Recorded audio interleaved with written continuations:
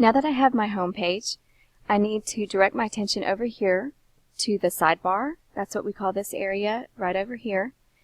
This is called the left-hand sidebar because it's on the left-hand side. I can move it to the right-hand side. I think most teachers have it on the left-hand side because it's a little bit more natural. So I need to decide what do I want to have in my sidebar. Right now I have three things. I have my navigation pane, I have a calendar, and I have my contact information. You're going to want to keep the navigation pane here. We just got rid of it down here. You need to have a way for them to click on your different pages that we're going to create later. You may or may not want this calendar. This calendar is not going to show your lesson plans, but it'll show district events, and if you add any class events to this calendar, it'll show. So you may or may not want that. And then you have to have this contact information down here for them to click on your email address to email you. So we need to decide what else do we want to have in our sidebar. So we need to go up here to the top, click on left sidebar,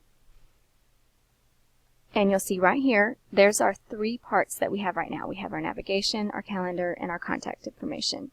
If I click on this drop-down menu right here, I have a whole list of things that I could add to my sidebar depending on what I need. So I'm going to go over just a few of these that you might be interested in. Feel free to play with them and see what you may or may not want in your sidebar. First thing you may want is an announcement. This is for just a real quick, bring this to class tomorrow, don't forget tomorrow is Crazy Hair Day announcements. So you may want to add an announcement section. I'm going to add that to my sidebar.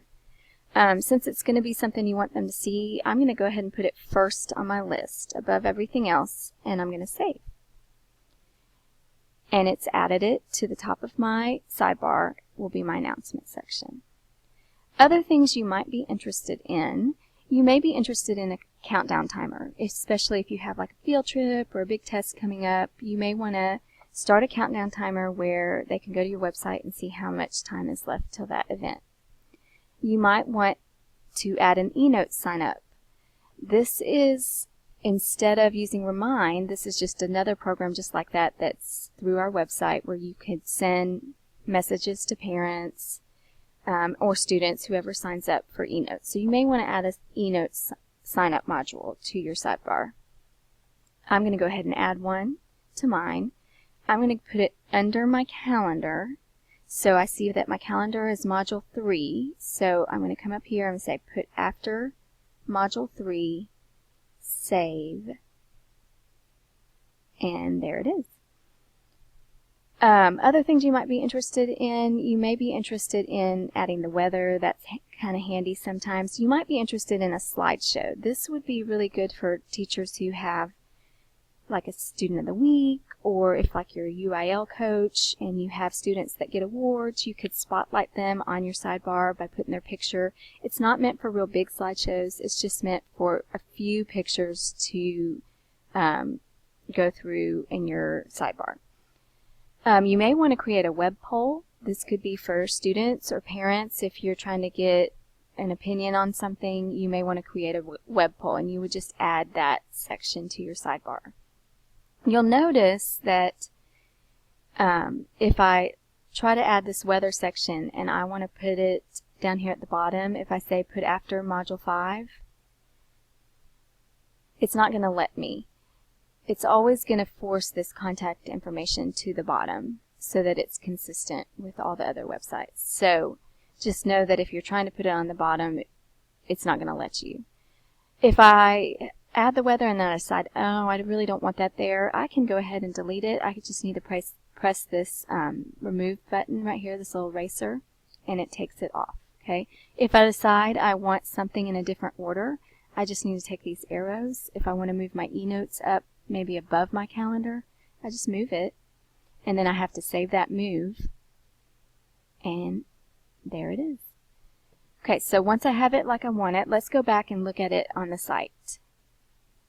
First thing you're going to notice is that we added that announcement section, but it's not here. The reason it's not there is because I have not created any announcements yet. So it's not going to show a blank announcement section. It's going to wait until I have an announcement. So that's kind of nice. There's my navigation. Here's my eNote sign up, my calendar, and my contact information. So now we need to go and we want to add an announcement. We want to work with some of these sidebar things. So let's go up here to where it says Site Administration. And right here it says Sidebar Modules. This shows me all the different things I could have added to my sidebar, and this is where I would come to work with those. So if I had added a countdown timer, this would be where I would go to set that timer. Or if I need to create my poll, this is where I would do that. I'm going to create an announcement. So I go here, Manage Announcement, and I'm just going to do a real quick school supplies announcement. And let's say school supplies due Monday. And it lets you set, you can go ahead, you could put the announcement in to come in at a later date. I'm going to go ahead and put it to come in today so it'll show up. And then you can tell it when to end and it'll just disappear. So I'm going to end it there and save and go back to my site. And there's my announcement right there. So they will know where to look for announcements if there are any. So that's how you create your sidebar. Next thing I'm going to look at is working with this navigation menu right here and how to create these different pages.